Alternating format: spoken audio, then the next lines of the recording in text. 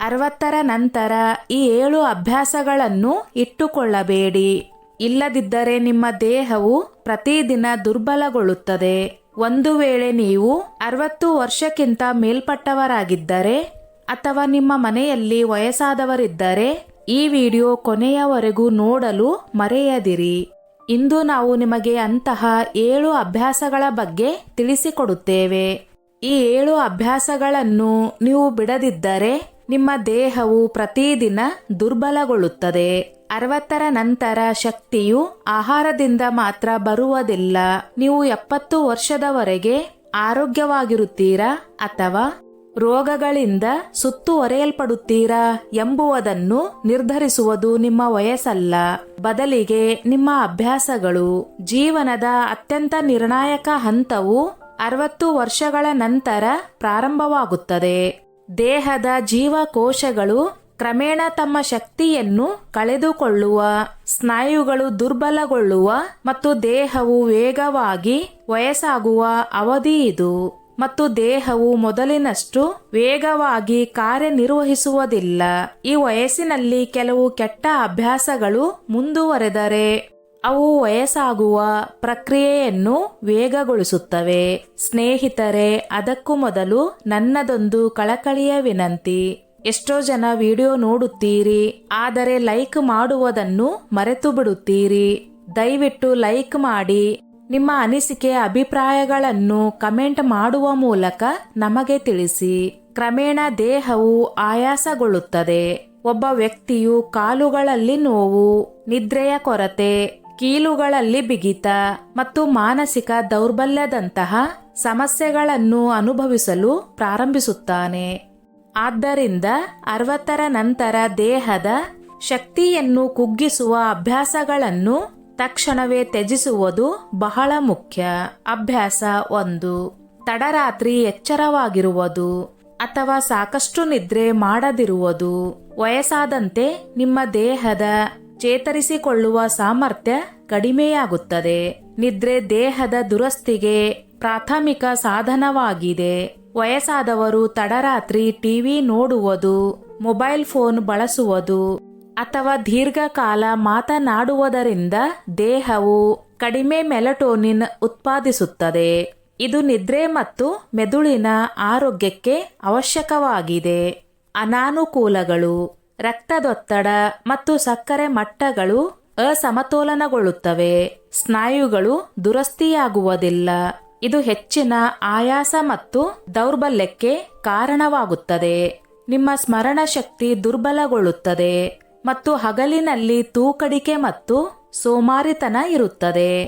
ಇದಕ್ಕೆ ಏನು ಮಾಡಬೇಕು? ರಾತ್ರಿ 9:30ರಿಂದ 10 ಗಂಟೆಯ ನಡುವೆ ಮಲಗುವ ಅಭ್ಯಾಸ ಮಾಡಿಕೊಳ್ಳಿ.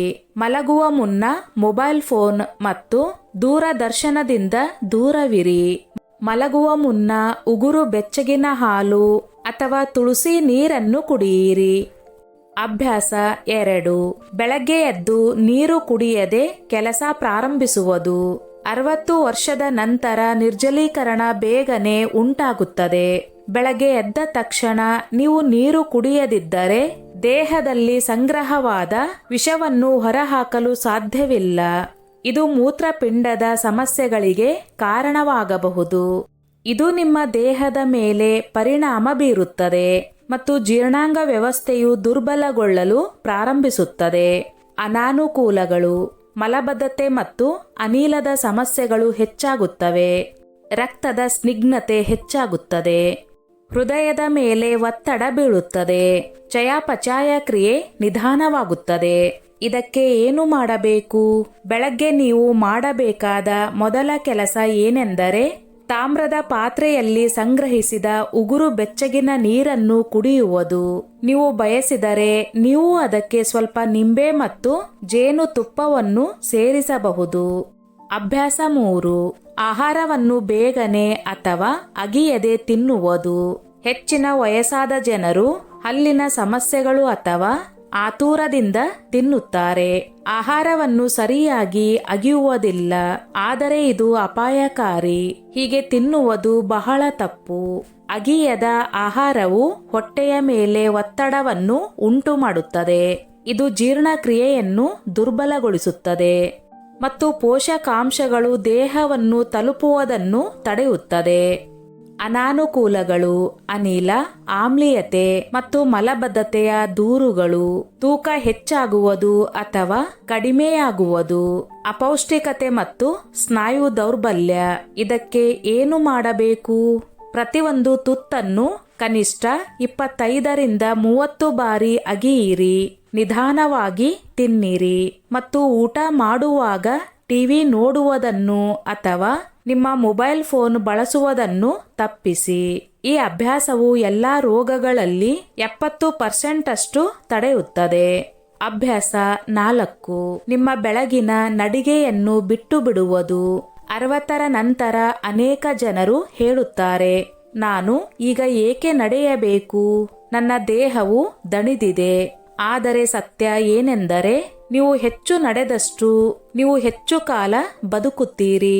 ನಡಿಗೆ ದೇಹದ ಪ್ರತಿಯೊಂದು ನರಕ್ಕೂ ಆಮ್ಲಜನಕವನ್ನು ಒದಗಿಸುತ್ತದೆ, ಕೀಲುಗಳಲ್ಲಿ ನಮ್ಯತೆಯನ್ನು ಕಾಪಾಡಿಕೊಳ್ಳುತ್ತದೆ ಮತ್ತು ಮೂಳೆಗಳನ್ನು ಬಲಪಡಿಸುತ್ತದೆ.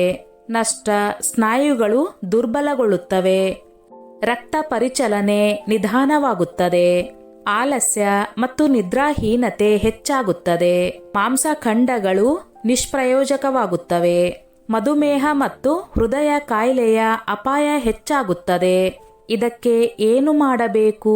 ಸೂರ್ಯೋದಯದ ನಂತರ ಬೆಳಗ್ಗೆ 30-40 ನಿಮಿಷಗಳ ಕಾಲ ಲಘು ನಡಿಗೆಗೆ ಹೋಗಿ. ಸಾಧ್ಯವಾದರೆ ಹುಲ್ಲಿನ ಮೇಲೆ ಬರಿಗಾಲಿನಲ್ಲಿ ನಡೆಯಿರಿ. ಇದು ಕಣ್ಣುಗಳು, ಪಾದಗಳು ಮತ್ತು ಹೃದಯಕ್ಕೆ ಪ್ರಯೋಜನಕಾರಿ. ಅಭ್ಯಾಸ 5: ಹೆಚ್ಚು ಹುರಿದ ಅಥವಾ ಸಿಹಿ ಆಹಾರವನ್ನು ತಿನ್ನುವುದು. 60 ವರ್ಷದ ನಂತರ ಜೀರ್ಣಕಾರಿ ರಸಗಳು ಕಡಿಮೆ ಉತ್ಪತ್ತಿಯಾಗುತ್ತವೆ ಮತ್ತು ದೇಹವು ಭಾರವಾದ ಆಹಾರವನ್ನು ಜೀರ್ಣಿಸಿಕೊಳ್ಳಲು ಕಷ್ಟಪಡುತ್ತದೆ. ಆದರೂ ಒಬ್ಬ ವ್ಯಕ್ತಿಯು ಪ್ರತಿದಿನ ಸಮೋಸ, ಪರಾಟ, ಸಿಹಿ ತಿಂಡಿಗಳು ಅಥವಾ ಜಂಕ್ ಫುಡ್ ತಿನ್ನುತ್ತಿದ್ದರೆ ಕ್ರಮೇಣ ಅವನ ಯಕೃತ್, ಮೂತ್ರಪಿಂಡಗಳು ಮತ್ತು ಹೃದಯ ದುರ್ಬಲಗೊಳ್ಳುತ್ತದೆ. ಅಡ್ಡ ಪರಿಣಾಮಗಳು: ಕೊಲೆಸ್ಟ್ರಾಲ್ ಮತ್ತು ರಕ್ತದಲ್ಲಿನ ಸಕ್ಕರೆ ಮಟ್ಟ ಹೆಚ್ಚಳ, ಮೂಳೆಗಳು ದುರ್ಬಲಗೊಳ್ಳುವುದು, ಕೀಲುಗಳಲ್ಲಿ ನೋವು ಮತ್ತು ಊತ. ಇದಕ್ಕೆ ಏನು ಮಾಡಬೇಕು? ಹಗುರವಾದ, ಬೇಯಿಸಿದ, ಸರಳ ಮತ್ತು ಮನೆಯಲ್ಲೇ ಬೇಯಿಸಿದ ಆಹಾರವನ್ನು ಸೇವಿಸಿ.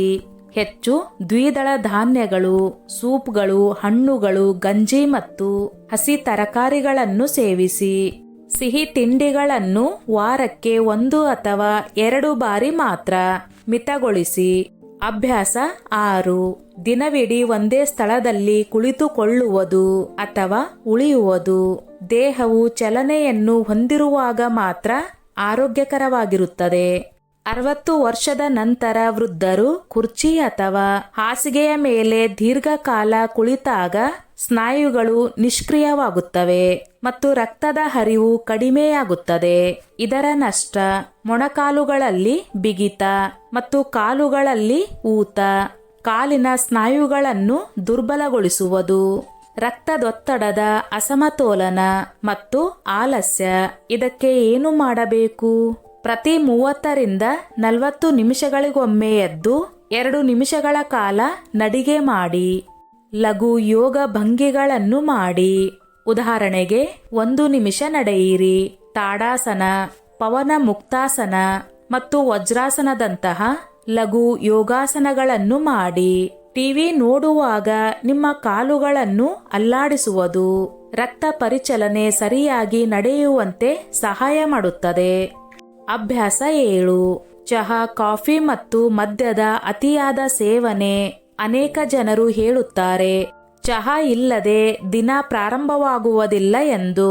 ಆದರೆ ನಾವು ವಯಸ್ಸಾದಂತೆ ಕೆಫಿನ್ ಮತ್ತು ಆಲ್ಕೋಹಾಲ್ ದೇಹದ ತೇವಾಂಶ ಮತ್ತು ಖನಿಜಾಂಶಗಳನ್ನು ಒಣಗಿಸಲು ಪ್ರಾರಂಭಿಸುತ್ತದೆ.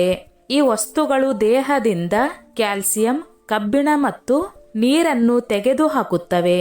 ಅನಾನುಕೂಲಗಳು: ನಿದ್ರೆಯ ಕೊರತೆ ಮತ್ತು ತ್ವರಿತ ಹೃದಯ ಬಡಿತ, ಮೂಳೆ ಸಾಂದ್ರತೆ ಕಡಿಮೆಯಾಗುತ್ತದೆ, ಆಸ್ಟಿಯೋಪೊರೋಸಿಸ್, ಯಕೃತ್ ಮತ್ತು ಮೂತ್ರಪಿಂಡಗಳ ಮೇಲೆ ಪರಿಣಾಮ, ಇದಕ್ಕೆ ಏನು ಮಾಡಬೇಕು?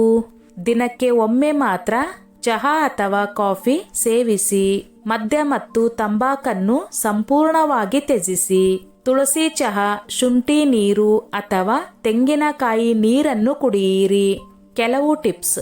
ಒತ್ತಡ. ವೃದ್ಧಾಪ್ಯದಲ್ಲಿ ಒತ್ತಡ ಮತ್ತು ಚಿಂತೆ ಅತ್ಯಂತ ಹಾನಿಕಾರಕ ಅಂಶಗಳಾಗಿವೆ. ಹೆಚ್ಚಾಗಿ ವಯಸ್ಸಾದ ಜನರು ತಮ್ಮ ಮಕ್ಕಳು, ಹಣಕಾಸು ಅಥವಾ ಆರೋಗ್ಯದ ಬಗ್ಗೆ ಚಿಂತಿಸುತ್ತಾರೆ.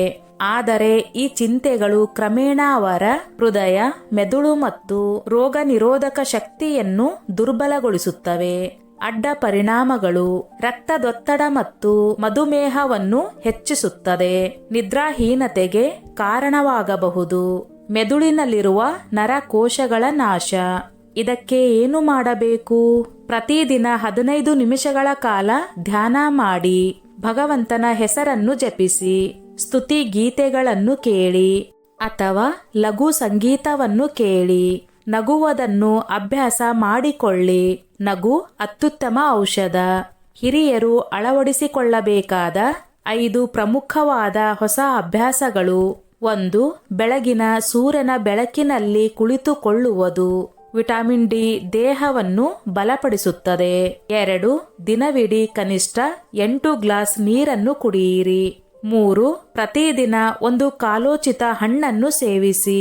4. ನಿಮ್ಮ ಮನಸ್ಸನ್ನು ಶಾಂತವಾಗಿಡಿ ಮತ್ತು ಮಲಗುವ ಮೊದಲು ನಿಮ್ಮ ಫೋನನ್ನು ಆಫ್ ಮಾಡಿ. 5. ಪ್ರತಿದಿನ ಪ್ರೀತಿ ಪಾತ್ರರ ಜೊತೆ ಮಾತನಾಡಿ ಅಥವಾ ನಗುತ್ತಿರಿ.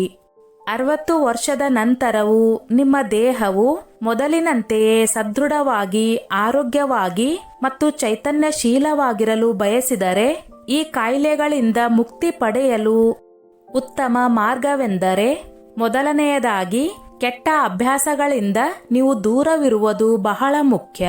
ನೀವು ಈ 7 ಅಭ್ಯಾಸಗಳನ್ನು ಬಿಟ್ಟ ನಂತರ ನಿಮ್ಮ ದೇಹವು ನಿಮಗೆ ಧನ್ಯವಾದ ಹೇಳುತ್ತದೆ. ನಿಮ್ಮ ನಿದ್ರೆ ಸುಧಾರಿಸುತ್ತದೆ.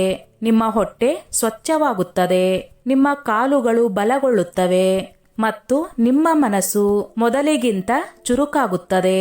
ನೆನಪಿಡಿ, ವಯಸ್ಸಾಗುವುದು ಸಹಜ, ಆದರೆ ದುರ್ಬಲಗೊಳ್ಳುವುದು ನಿಮ್ಮ ಅಭ್ಯಾಸಗಳನ್ನು ಅವಲಂಬಿಸಿರುತ್ತದೆ. ಆದ್ದರಿಂದ ಇಂದಿನಿಂದ ನಿಮ್ಮ ದಿನಚರಿಯನ್ನು ಸುಧಾರಿಸಿದರೆ ನೀವು 70 ವರ್ಷ ಮಾತ್ರವಲ್ಲ, 90 ವರ್ಷ ವಯಸ್ಸಿನವರೆಗೆ ಆರೋಗ್ಯವಾಗಿರಬಹುದು ಮತ್ತು ಫಿಟ್ ಆಗಿರಬಹುದು. ನೀವು ಈಗಲೇ ನಿಮ್ಮ ದಿನಚರಿಯನ್ನು ಸುಧಾರಿಸಿಕೊಂಡರೆ ನೀವು 70, 80 ವರ್ಷ ವಯಸ್ಸಿನವರೆಗೆ ಮಾತ್ರವಲ್ಲ, 90, 100 ವರ್ಷ ವಯಸ್ಸಿನವರೆಗೆ ಸಹ ಆರೋಗ್ಯಕರ ಮತ್ತು ಸಂತೋಷದ ಜೀವನವನ್ನು ನಡೆಸಬಹುದು. ಸ್ನೇಹಿತರೆ, ಈ ನನ್ನ ಮಾಹಿತಿ ನಿಮಗೆ ಇಷ್ಟವಾಗಿದ್ದಲ್ಲಿ ದಯವಿಟ್ಟು ಶೇರ್ ಮಾಡಿ, ಲೈಕ್ ಮಾಡಿ ಮತ್ತು ಸಬ್ಸ್ಕ್ರೈಬ್ ಮಾಡಿ.